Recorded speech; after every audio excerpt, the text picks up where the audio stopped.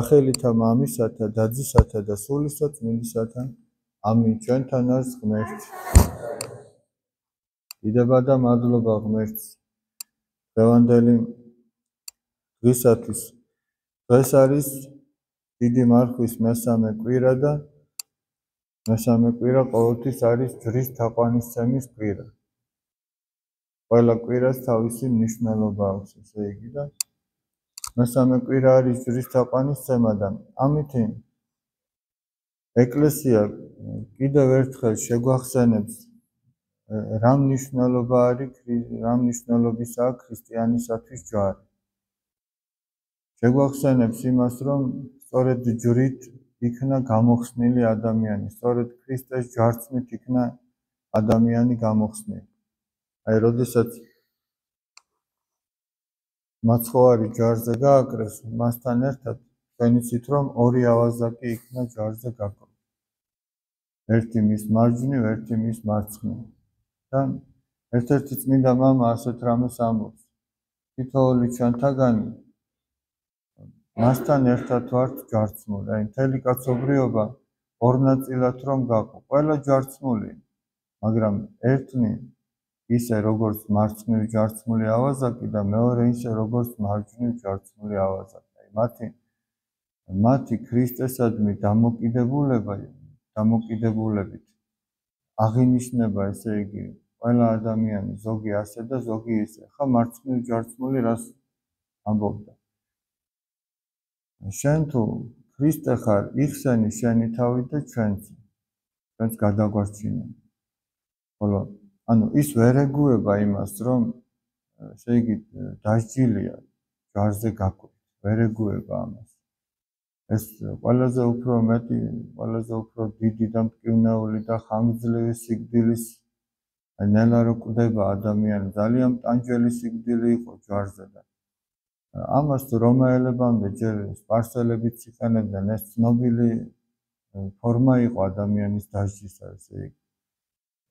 ამიტომაც ქრისტე მინება, რომ ყველაზე უფრო მტკივნეულად და ყველაზე უფრო სამარცხინოდ ყოფილიყო მისი სიკვდილი ჯვარზე, რომ ადამიანი ასე გამოეხსნა. და ეს ავაზაკი ვერ ეგუება ამას. მეორე კი ამბობს, რომ ჩვენო სამართლად ღირსი, რომელი ვქმენით მოგვეგების. ანუ სამართლიანად მოგვეგებაო, როგორც ვისჯებით. და ამას კი არაფერი არ დაუშავებია. ანუ მან ნახეთ რა გააკეთა, აი, მთელი სამყარო ქრისტეს გადაუდგა.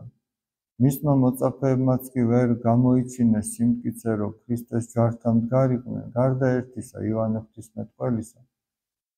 და ამ დროს ავაზაკი მთელ მარჯვნივ მყოფი ავაზაკი მთელ სამყაროს უპირისპირდება და ამბობს, რომ ეს არის ღმერთი. წარმოიდგინეთ, ამას არაფერი არ დაუშავებია. და ევედრება მომიხსენე უფალო, ოდეს მოხვიდეს უფევითა შენი. აი, მისი სიმდაბლიდან გამომდინარე, იმასაც კი ვერ სთხოვს, რომ შემიწყალე და მაცხოვნე, არამედ ერთხელ მომიხსენე შენ სასუფეველში. ანუ რა ჰქონდა, ნახეთ, როგორი თავდადება, როგორი თავგანწირვა ჰქონდა ამ ადამიანს, რომ დაუდგა მაშინ ქრისტეს გვერდით, როცა ყველა მიატოვა და ყველა მის წინააღმდეგა. იმიტომაც ამბობს, აი, უფალი რამდენჯერ ჩვენ წაგვიკითხავს, რომ თითოეული გაჭირებულისადმი, თითოეული დაჩაგრულისადმი, თითოეული აი გალანძღულის თუ ესე იგი აბუჩად აგდებულის გვერდში დგომა, ეს ქრისტეს გვერდში დგომა, ესე არ ამბობს შიერი ვიყავი და მაჭამეთ, მწყუროდა და დამალევნეთ, შიშველი შემოსეთ, უცხო შემიწყნარეთ, საპყრობილეში, საავადმყოფოში მომინახულეთ. და მან სწორედ ეს გააკეთა. მან საიდან უნდა სწოდნოდა, რომ ღმერთია, წარმოიდგინეთ. და მეორე გააკეთა ის, რომ როგორც ისჯება, აი, იღებს ამას, როგორც მისი დანაშაულის საზღაურს. და ის არ დურტვინავს, არ წუწუნებს, არ წუხს ამის გამო, როგორც ის მარცხნივ ჯვარცმული. აი, მარცხნივ ჯვარცმული ავაზაკის სიტყვები, რომ თუ შენ ქრისტე ხარ, შენი თავი იხსენი და ჩვენც, ჩვენ შემთხვევაში ასე ფორმულიზდება ხოლმე, რომ ალბათ თუ ღმერთი არის, მე რატო ვიტანჯები ესე. რაღა მაინც და მაინც მე დამემართა. თითქოს სხვა ჩემზე უარესია და მე რატო დამემართა. ესე იგი, თუ ღმერთია, მაშინ რატო დამემართა? წარმოიდგინეთ. არა და ქრისტიანობის გზა სულაც არ არის გზა, ესე იგი, შვება განცხრომისა და ესე იგი, როგორ არის? ეს არის გზა ვიწრო, ეკლიანი და ძნელად სავალი. და თქვენ ვერ ნახავთ ვერც ერთი წმინდანის ცხოვრებაში, რომ ამა თუ იმ წმინდანს ეს გზა არ გაევლოს. გინდა პატარა იყოს გარდაცვლილი და გინდა დიდი. ვერც ერთი წმინდანის ცხოვრებას ვერ წაიკითხავთ, რომ თავისებური განსაცდელები, რაც უკავშირდება იმ ვიწრო, ეკლიან და ძნელად სავალ გზას, რომ მას არ გაევლოს. ესეთი არ არსებობს. და ყველაზე დიდი წმინდანთა შორის, შეუდარებლად დიდი, ყველა წმინდა ღვთისმშობელი, მანაც ეს გზა გაიარა. მანაც გაიარა ის გოლგოთას გზა. და თითოეულ ადამიანს აქვს ეს გოლგოთას გზა გასავლელი, მაგრამ აი ამ გზაზე ადამიანი რა დამოკიდებულებით არის?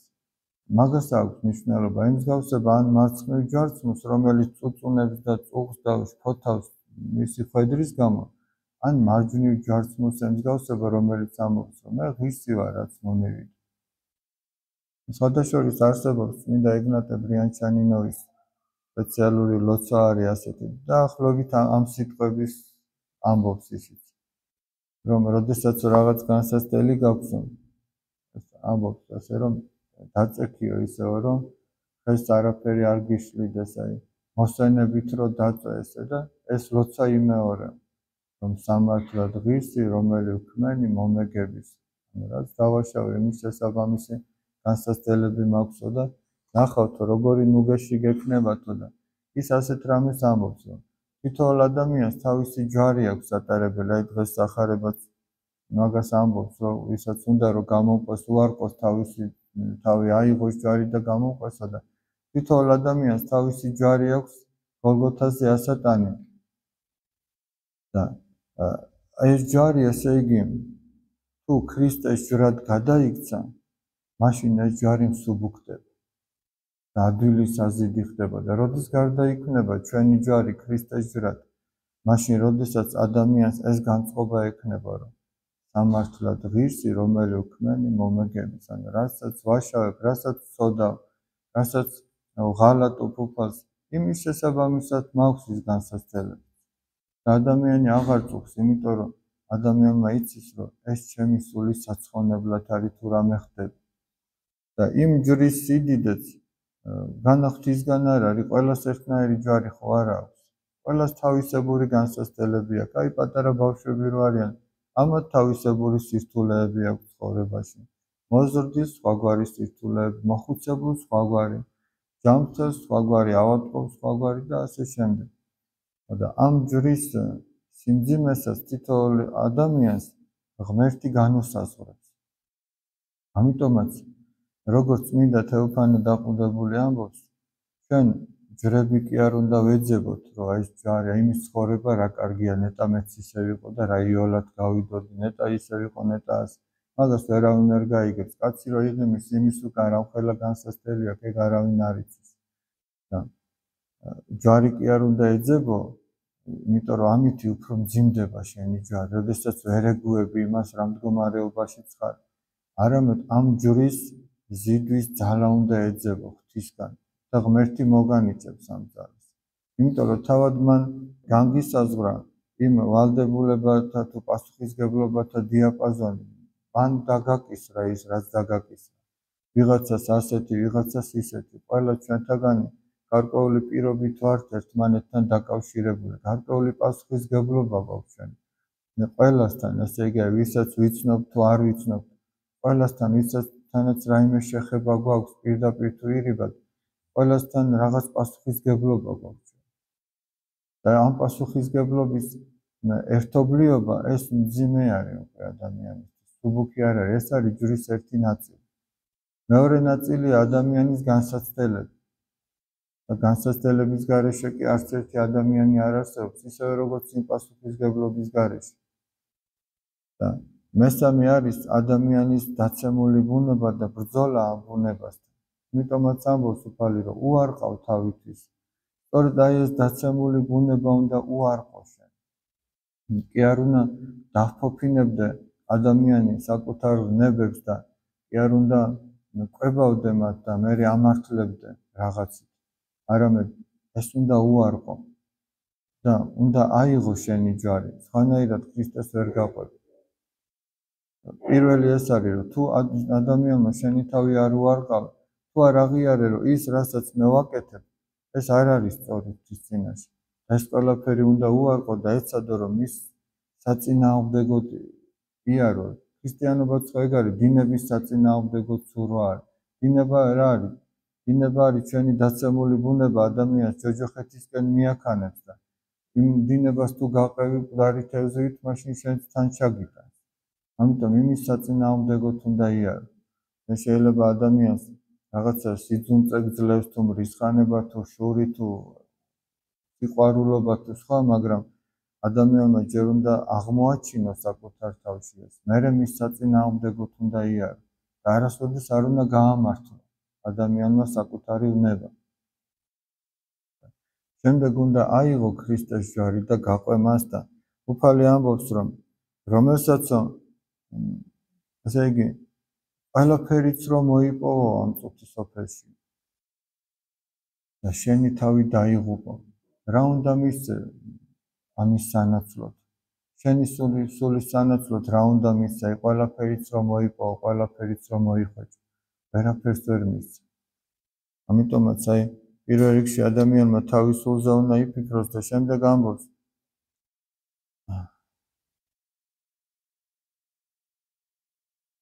რომელსა იგი სირცხვილ უჩნდეს ჩემი და სიტყვათა ჩემთაი, ნათესავს ამას მემრუშესა და ცოდვილსა.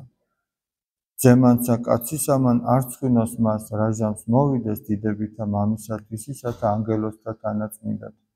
რომელსაც ჩემი სიტყვების გამო შერცხვესო ამ მემრუშე მოდგმაშიო, ესე იგი ისიც შერცხვენილი იქნება ჩემი ზეციერი მამის წინაშე, როდესაც ანგელოზებთან ერთად დაბრუნდება იესო ქრისტე. ესე იგი, ადამიანს თუ შერცხვება, რომ რაღაცა პატიოსნად გააკეთოს, ადამიანს თუ შერცხვება, რომ სადღაც სახარებისეულად მოიქცეს, ასე ისაუბროს თუნდაც, ასე გააკეთოს, იმის გამო შერცხვეს, რომ ვიღაცის მიერ დასაცინი გახდება, ის აუცილებლად შერცხვება ღვთის წინაშე. თუ ამას არ შეინანებს, რა თქმა უნდა. და ახლა რა ჯობია, რომ ადამიანების და როგორი ადამიანების, უღმერთო ადამიანების, თორემ ღვთისმიერი ადამიანი შენ სახარებისეულის აქციელის გამო არ დაგცინებს. ასეთი აზროვნების გამო არ გაგაქილიკებს, მაგრამ ადამიანი, რომელიც ღვთის გზას არ მიყვება და შენი მის დაცემისა შეგეშინდება, უკვე არასწორად ფიქრობ, იმიტომ რომ მათი აზრი არ არის მნიშვნელოვანი ამ შემთხვევაში. არ არის, იმიტომ რომ პირიქით, შენ თუ აქეთ სიმტკიცეს გამოიჩენდი, შენი რწმენის დაცვის საქმეში, ამ სიმტკიცემ ბევრი ადამიანი მოაქცია ქრისტეს რჯულზე. აი სწორედ მოწამეთა სიმტკიცემ ბევრი ადამიანი მოაქცია. შეიძლება მათ აწამებდნენ, მაგრამ ვინც აწამებდა, ისიც კი გულში უკვე ქრისტეს მხარეს დგებოდა და რამდენი მოქცეულა ეგ. აი თუნდაც გუშინ იყო ხსენება წმინდა 40 სებასტიელი მოწამის. ის ჯალათი, რომელიც მათ აწამებდა და გაყინულ ტბაში ყავდა ჩაყენებული, ბოლოს თვითონ გაიხადა ზემოდან და თვითონ ჩადგა და თქვა, რომ მეც ქრისტიანი ვარო, მათი სიმტკიცე რო ნახე. და ეგეთი არაერთი ყოფილა. აი ხო წაგიკითხავს ამა თუ იმ მოწამეთა ცხოვრება, რომ იმ მოწამეთა ცხოვრებაში არის აღწერილი, რომ აი საპყრობილის უფროსი, ესეა მოხსენიებული, ზოგისა სახელიც კი არ არის. საპყრობილის უფროსის მეუღლე, ახლა წარმოიდგინეთ, თვითონ იყო იმ საპყრობილის უფროსი, სადაც აწამებდნენ და მისი სიმტკიცის შემხედვარი თვითონაც ირწმუნა, მისმა ოჯახმაც ირწმუნა. მაგრამ იმ ქრისტიანს რო იქ სისუსტე გამოეჩინა, მაშინ არც ეს არ ირწმუნებდა, ის დარჩებოდა მორწმუნე თავისი კერპების და თავისი წარმართობის. ამიტომ აი ქრისტიანს ესეც მართებს, ესე იგი, რომ აი მტკიცე იყოს, არ შეშინდეს. რატო ამბობ? იმიტომ რომ დღეს ერთ-ერთი ყველაზე მძლავრი იარაღი იმისათვის, რომ ადამიანი შეარყიონ, როგორც ქრისტიანი, არის სწორედ დაციმა. აბუჩა დაგდება იმ სახარებისეული აზრის გამო. ეს ახალი არ არის. ეს პირველ საუკუნეშიც ასე იყო, მეორეშიც და მე-1000-შიც და დღესაც. მაშინაც იყო ეს საშუალება. მაგრამ აი მით უმეტეს ესე იგი ბავშვებს არ უნდა შეეშინდეთ, არც დიდებს არ უნდა შეეშინდეთ, რა თქმა უნდა, დიდმა მაგალითი უნდა მისცეს. დიდი როგორ მაგალითსაც მისცეს, ბავშვიც ისე გააკეთებს. ახლა შემთხვევითი კი არ არის, აქ რო ზოგიერთი ბავშვი ჭირვეულობს ზიარების დროს და ვერ ეზიარება. მანამდე მშობელი ჭირვეულობს და არ ეზიარება. ხო, მშობელს ეგრე ვინ დაიჭერს, რომ ძალით მოიყვანოს და აზიაროს. ბავშვს იჭერენ, ჯერჯერობით იჭერენ და მერე რო ვეღარ მოხდება მისი დაჭერა, მერე აღარც ეზიარება ხომ. ესეთებიც რამდენი გინახავთ თქვენს და მეც. ამიტომაც აი მშობლის მაგალითი ძალიან დიდი ძალა აქვს. მშობელმა ეს მაგალითი უნდა მისცეს პირველ რიგში თავის შვილს და ასწავლოს იმ ჯვრის სწორად ტარება. ეხლა მაგალითად ოჯახში თუ რაღაცა განსაცდელია და მშობელი თუ ყურებს ჩამოყრის და აიმედე და დაიწყებს და არ იქ არა გეშველება ესე. განა ეს ბავშვს არ მოქმედებს, ხომ მოქმედებს. მშობელი თუ იქ ღმერთზეა მინდობილი და ამას შვილიც ხედავს.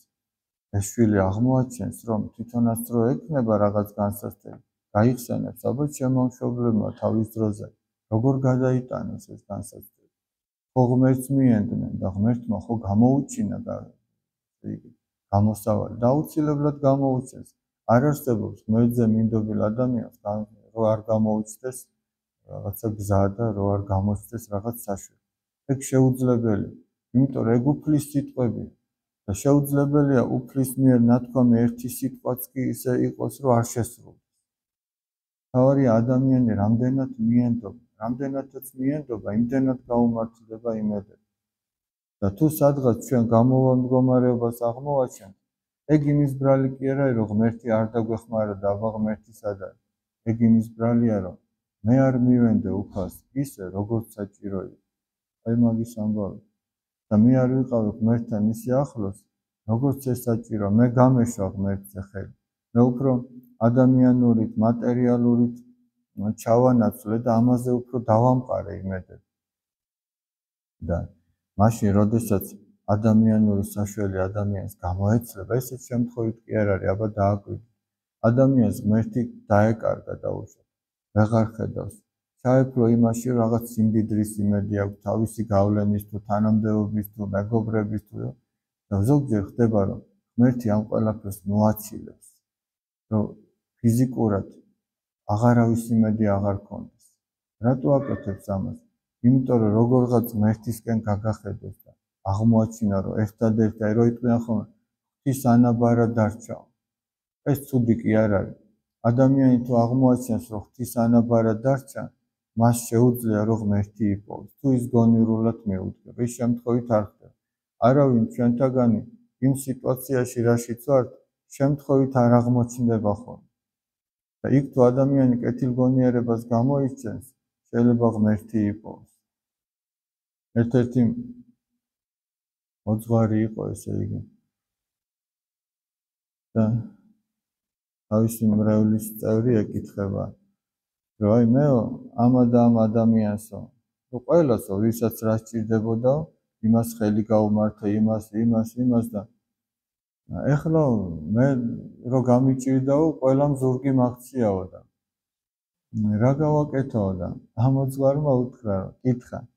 შენ ახლა როგორი პასუხი გინდა გაქცეო, რომ გული რომ მოიოხოო თუ სულიერი პასუხიო, გულის მოხება რა იქნებოდა, რომ ეგეთი ისინი ასეთები, იმიტომ რომ აბანახე შენ რომ უჭირდა დაეხმარე და ეხლა ისინი არ გეხმარება. მაგრამ მან სწორედ ასეთი რამ უთხრა. ღმერთმაო, ყველანაირი შემწეობის კარი დაგიკეტა ადამიანური, იმიტომ რომ შენ ღმერთი დაინახო. ადამიანმა ღმერთისკენ გაიხედოს და არ ქონდეს ადამიანის იმედი ისე, რომ ღმერთი გამორიცხო იქიდან. რა თქმა უნდა, ადამიანის იმედი უნდა გქონდეს, მაგრამ იმდენად, რომ შენ იცოდე, რომ იმ ადამიანსაც ღმერთი აძლევს იმის ძალას და ღმერთი იმ ადამიანის ხელით გეხმარება. თორე ისე კი არა, რომ ღმერთი დაივიწყო და ადამიანზე დაამყარო იმედი, ეგ არ არის. და ზოგჯერ ესეც ხდება. შეგვეწიოს წმინდა 40 სებასტიელი მოწამე და ჯვრის მადლი და ძალა შეგვეწიოს და ღმერთმა მოგვანიჭოს ძალა, რომ იგი მხნედ გვეტარებინოს ჩვენი ცხოვრებისეული ჯვარი ჩვენი სულის გადასარჩენად. ამინ. ჩვენთან არის ღმერთი.